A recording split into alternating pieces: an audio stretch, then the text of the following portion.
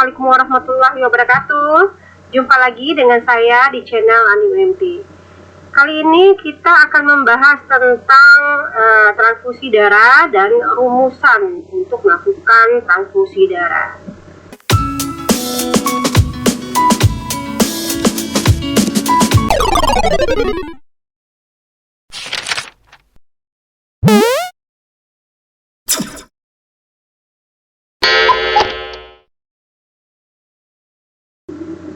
Untuk transfusi darah ini adalah tindakan medik yang bertujuan mengganti komponen darah yang berkurang. Jadi persyaratannya atau indikasinya bagi orang-orang yang HB-nya rendah ya, atau dalam kecelakaan terjadi pendarahan dan sebagainya, maka ini merupakan salah satu ya untuk tindakan untuk menambah darah, yaitu melakukan transfusi darah. Sini untuk penyimpanan darah ya, sebelumnya kan ketika kita mau melakukan transfusi ya, jadi harus ada pendonor dulu ya. Jadi ketika ada pendonor maka darahnya itu disimpan. Di mana disimpan? Nah, untuk penyimpanan darahnya itu ini adalah penyimpanan khusus ya untuk produk darah dalam kantung plastik khusus yang mengandung koagulan seperti sitrat, dextrosa dan fosfat ya. Darah ini disimpan dalam suhu 4-6 derajat Celcius. Nah, untuk lama penyimpanan tergantung jenis pengawet yang digunakan. Nah, di sini ada macam komponen darah ya.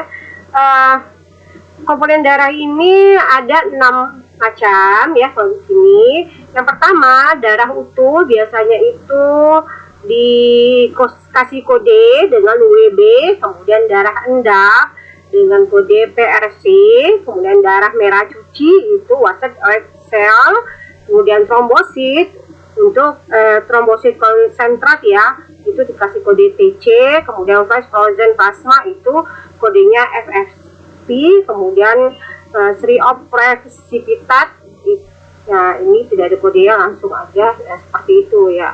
Kemudian kita lanjut untuk membahas satu persatu ya. Sebelum kita bahas di sini untuk pembuatan komponen darah dan derivat plasma itu mulai dari pendonor ke resipien. Nah, untuk proses dari donor ke resipien itu ada proses-prosesnya yang dilakukan. Nah, pertama ini harus diberikan edukasi dulu ya untuk pengetahuan tentang pendonor itu kriteria seperti apa ya. Ketika misalnya mau melakukan pendonor atau mendonorkan darahnya itu perlu ada pemeriksaan ya, pemeriksaan khusus ya dilakukan seperti tes HIV, hepatitis D, hepatitis C, HTLV, kemudian sifilis, ya, ABO, RHD ya dan sebagainya ya, sampai ke malaria pun juga dicek ya untuk sebagai syarat ya supaya nanti resipiennya itu tidak terinfeksi ya dengan penyakit dari si pendonor darah ya. Nah, ketika sudah dilakukan pendonoran atau misalnya diambil darahnya, kemudian dilakukan penyimpanan ya, hipokrimasi, dilakukan penyimpanan dengan suhu 4 derajat di sini ya, di suhu 4 derajat Celcius ini dilakukan selama 35 hari sampai ya, baru setelah terkonfirmasi ini kompatibel yang dilakukan untuk didonorkan pada pasien ya, dilakukan. Kemudian untuk peralatan feresis ya itu dilakukan beberapa ya untuk tindakan. Itu tergantung dengan jenis darah yang akan didonorkan ya. Untuk penyimpanannya ya ada yang 22 derajat Celcius yang untuk 5 hari, ada minus sampai 30 derajat Celcius ya untuk 24 bulan. Untuk plasma kemudian setelah disimpan ya, nanti setelah mau didonorkan ke si pasien, ke resipien ya, itu harus segera saat itu juga ya. Jadi tidak boleh menunggu, takut kandungan dalam untuk plasma darahnya itu malah rusak ya. Kemudian untuk komponen darah di sini ada beberapa komponen darah ya, sama seperti tadi ya, ini darah ya, blood white blood atau red blood cell ya, ada parathyroid plasma ya. Nah, ini macam-macam darah ya untuk pembagiannya. Nah, ini jadi tidak semua yang menerima darah jenis darahnya sama ya. Jadi tergantung si pasien itu kekurangan darah apa gitu ya. Jadi nggak serta-merta semua darah itu diberikan ke pasien. Jadi tergantung dengan permintaan atau kebutuhan atau kekurangan yang dialami si pasien. Kemudian di sini kita bahas dulu tentang darah utuh atau whole blood. Whole blood ini ya, untuk deskripsinya itu volumenya 350 ml ya, WB itu 350 WB ya, 350 mili WB itu ya, kantong itu mengandung 350 mili darah donor ya. Kemudian 63 mili larutan pengawet antikoagulan di dalam kantongnya. Kemudian HB-nya itu plus minus 12 ya gram per dl. Kemudian HCT-nya antara 35 sampai 45%. Tidak terdapat faktor koagulan labil ya, atau faktor 5 dan faktor 8. Tidak ada. Kemudian indikasi pemberiannya atau orang-orang yang diberikan untuk darah utuh ini adalah orang yang mengalami perdarahan akut dengan hipovolemik, kemudian orang yang mengalami transfusi tukar ya, change transfusi, kemudian pengganti darah merah endapan ya, pakai red cell saat membutuhkan transfusi sel darah merah. Kemudian kontraindikasinya ini berisiko overload ya cairan, misalnya pada anemi kronik atau gagal jantung pada penderita ya. Jadi mesti hati-hati juga, jadi perlu melakukan cek rutin ya. Kemudian untuk risiko infeksi ya, di sini kalau misalnya bisa terjadi infeksi ya pada saat dilakukan pendonoran ya, pasti bisa ya, makanya harus dilakukan cek benar-benar, ceknya itu benar-benar secara hati-hati ya, benar-benar dilakukan. Kemudian kalau misalnya tidak ya, harus bisa saja si penerima donor tersebut terinfeksi penyakit ya, atau pada saat kita melakukan pendonoran ya, si pelaksana pendonor atau tim kesehatannya itu tidak melakukan dengan steril ya, jadi bisa saja terinfeksi ya. Tadinya itu kantong darahnya itu harus steril ya, tapi ketika melakukannya tidak steril ya, masuklah itu bakteri, kuman, apa segala macam dalam kantong darah tersebut ya, sehingga terkontaminasi lah dengan mikroorganisme yang lainnya. Kemudian dapat menularkan infeksi pada eritrosit atau plasma yang tidak terdeteksi pemeriksaan rutinnya. Nah, ini salah satu contoh nih HIV ya, HIV 1 dan HIV 2. Ini kan HIV ini kan pemeriksaannya itu kan harus rutin ya, enggak semerta ketika terinfeksi HIV sekarang langsung terinfeksi, langsung diketahui bahwa dia HIV, enggak. Nah, jadi dia udah melakukan pendonoran darah ya, ketika dilakukan pengecekan dia bersih, tidak terinfeksi HIV, ternyata beberapa bulan kemudian dia terinfeksi. Nah, kemungkinan orang yang menerima donor dari darah orang tersebut ya, yang penerimanya itu bisa menderita HIV seperti itu. Jadi mesti ada pemeriksaan rutin ya untuk melakukan pendonoran atau mendonorkan darah. Sama juga dengan hepatitis B dan C ya, hepatitis C, virus hepatitis lainnya, sifilis, malaria, touch, dan jaundice ya. Kemudian simpanan. Nah, untuk penyimpanan darah WB ini ya, suhunya itu harus plus 2% hingga plus 6% derajat ya, plus 2 derajat hingga plus 6 derajat Celcius. Nah, dapat terjadi perubahan komposisi akibat metabolisme sel darah merah. Maksimal penyimpanan WB di bank darah itu hanya 3 minggu ya. Harus segera ditransfusikan 30 menit setelah keluar dari tempat penyimpanan. Jadi harus 3 minggu ya. Nah, 3 minggu itu harus langsung diberikan, maupun ketika misalnya nggak nyampe 3 minggu, seminggu aja. Walaupun misalnya seminggu, ketika sudah keluar dari tempat penyimpanan harus segera dilakukan transfusi pada penerima ya, resipiennya. Nah, nggak boleh lebih dari 30. Kalau misalnya lebih dari 30 akan merusak kandungan darah tersebut ya. Kemudian perhatian, nah ini yang perlu kita perhatikan, golongan darah harus sesuai ya, si pendonor dan si resipiennya. Misalnya ABO dan RHD kompatibel ya, kompatibel nih. Kemudian dilarang memasukkan obat-obatan di dalam kantong darah ya, kecuali pengawetnya. Kemudian waktu transfusi maksimal 4 jam, nggak boleh lebih ya. Kalau kurang dari 4 jam boleh, tapi kalau lebih nggak boleh. Kemudian darah endap, tadi kan kita bahas WB, sekarang darah endap atau pakai red cell. Nah, di sini deskripsi darah ini volumenya itu 150 sampai 250 mili eritrosit dengan jumlah plasma yang minimal. Nah, HB-nya itu kurang lebih 20 gram per 100 dl. Nah, antara lebih atau sama 45 gram per unit lah gitu. Untuk HCT-nya itu 55 sampai 75%. Nah, indikasi dalam pemberiannya itu sebagai pengganti sel darah merah pada penderita anemi. Kemudian anemi karena perdarahan akut setelah resusitasi cairan kristaloid atau koloid. Nah, ini yang perlu kita perhatikan itu adalah risiko infeksi dan cara penyimpanan sama dengan WB yang tadi ya. Jadi harus hati-hati, pemberian sama dengan WB ya. Jadi harus steril semuanya. Harus dicek terus penerima darah pendonornya ya. Jangan sampai nanti darah yang diberikan itu malah darah yang sudah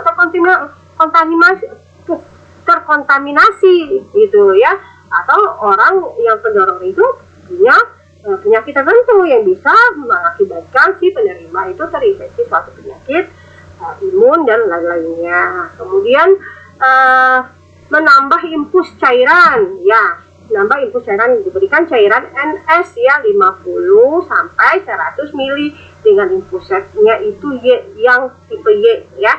Jadi 3 layer gitu ya, 3 aliran gitu. Nah, untuk memperbaiki aliran transfusi. Jadi satu untuk cairan NS-nya, satunya itu untuk darahnya yang dialirkan ke tubuh si pasien. Jadi 3 cabang gitu ya. Kemudian waktu transfusi maksimal 4 jam juga ya, sama kecuali pasien dengan kongesti heart, telur atau aki, akut kidney injury dan chronic kidney disease ya. Itu diperhatikan. Kemudian yang ketiga itu adalah darah merah cuci atau white erythrocyte. Nah, deskripsi darah merah cuci ini mempunyai volume 260 mili. Nah, HCT-nya 0,57 liter per ml. Ya, leukositnya itu kurang dari 1 kali 108. Plasmanya kurang dari 0,2 mili. Nah, indikasinya transfusi masif pada neonatus sampai usia kurang dari 1 tahun ya. Jadi stop 1 tahun. Gitu ya. Nah, kemudian transfusi intrauterin penderita dengan anti IgA, imunoglobulin A atau defisiensi imunoglobulin A dengan riwayat alergi transfusi berat, kemudian riwayat reaksi transfusi berat yang tidak membaik dengan memberikan premedikasi. Kemudian kontraindikasinya itu defisiensi IgA yang belum pernah mendapatkan transfusi komponen darah. Nah, komponen darahnya itu adalah eritrosit, plasma, trombosit ya. Nah, kemudian ini kalau misalnya kita nggak tahu, jangan bisa terjadi seseorang itu bisa terjadi defisiensi IgA ya. Nah, kemudian defisiensi IgA yang tidak pernah mengalami reaksi alergi terhadap komponen darah sebelumnya. Nah, kemudian belum diketahui mempunyai antibodi anti IgA, ya. Ternyata kita belum tahu ya, si penerima itu atau pemberi itu punya antibodi IgA ya, itu bisa mengakibatkan hal yang tidak diinginkan sama pasiennya. Kemudian tidak pernah mengalami reaksi transfusi berat terhadap eritrosit. Selanjutnya itu darah TC atau trombosit konsentrate. Nah, deskripsi untuk darahnya itu setiap 50-60 ml plasma yang dipisahkan dari WB, ya kan darah itu ya. Ini kita sudah belajar kemarin ya untuk hematologi ya, jenis-jenis darah itu ada berapa lapis ya. Nah, ini yang untuk trombosit ya, untuk WB itu mengandung trombosit minimal 55 kali 109. Kemudian eritrositnya kurang dari 1,2 kali 109. Nah, untuk leukosit itu kurang dari 0,12 kali 109.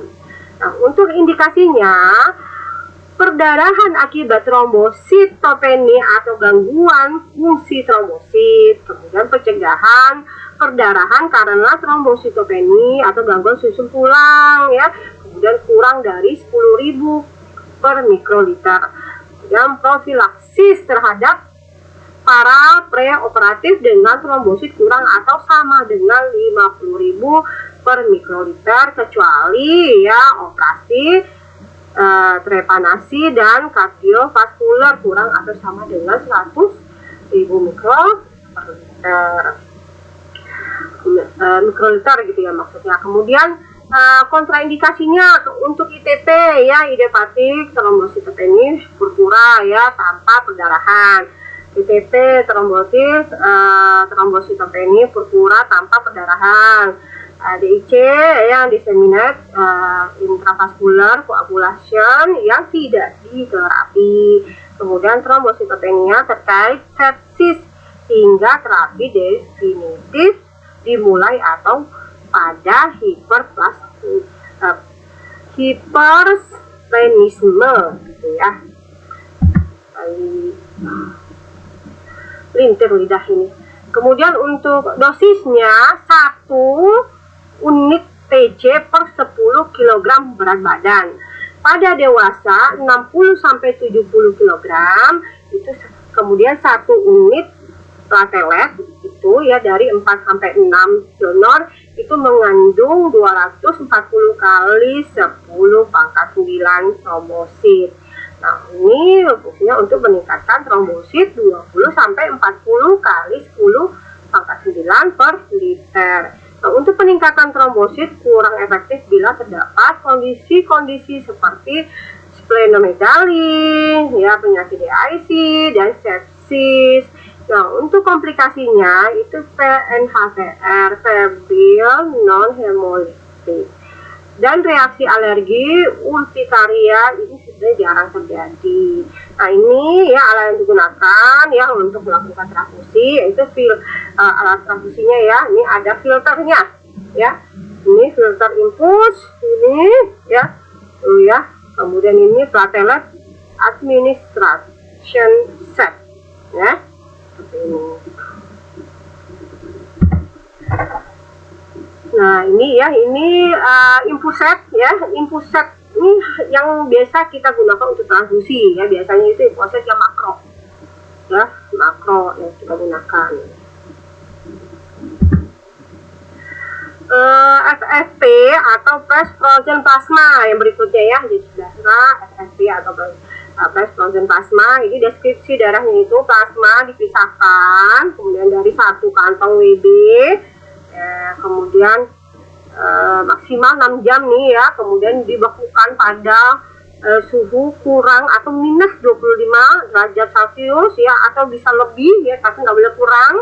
Kemudian terdiri dari faktor pembekuan stabil, nah, albumin dan imunoglobulin, kemudian faktor 8 minimal 70% dari kadar plasma segera normal. Kemudian volume 60-180 mili. Nah, indikasi pemberiannya itu defisiensi faktor koagulasi. penyakit hati, overdosis antikoagulan ya, kemudian warfarin ya, kehilangan faktor koagulan pada penerima transfusi dalam jumlah yang besar. Kemudian itu indikasi pada penderita di IC ya, ALT-DP. Nah, dosis yang diberikan itu, ini dosis yang awal, kita berikan 10-15 ml per kilogram berat badan untuk yang FFP atau fresh frozen plasma. Nah, ini perhatiannya lagi yang ketika kita melakukan transfusi ataupun melakukan pendonorannya, ketika kita menerima donor dan memberikan darah, itu reaksi alergi akut yang dapat terjadi dengan pemberian cepat.